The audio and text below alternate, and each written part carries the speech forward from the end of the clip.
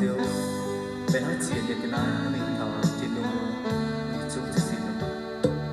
chia xin tay chia xin tay bùa giờ chung lòng dinh bùa như nhiều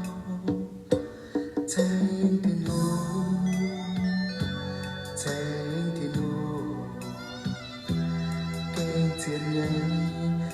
giờ bùa ói trên mây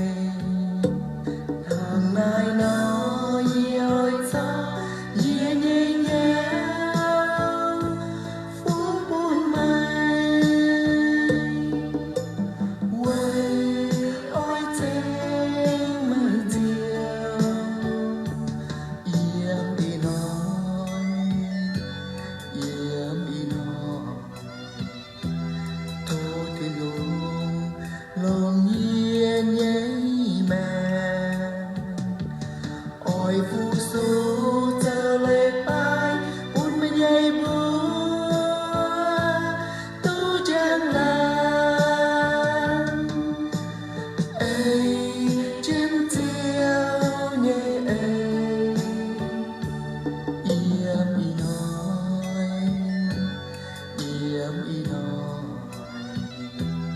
thôi thì luôn lòng nhiên nhảy mèn